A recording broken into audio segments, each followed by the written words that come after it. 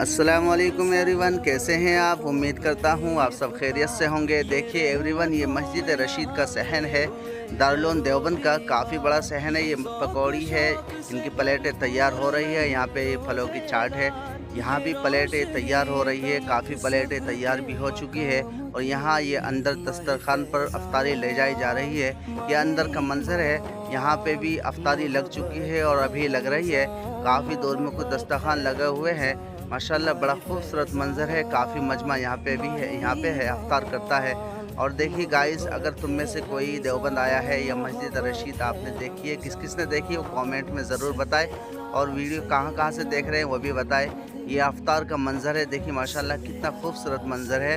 अभी मगरिब की अज़ान भी शुरू हो चुकी है, क्योंकि लोग कुछ अफ्तार करके वज़ू करने के लिए चल दिए। गाइस, वीडियो पसंद आई हो तो वीडियो को लाइक और शेयर ज़रूर करें।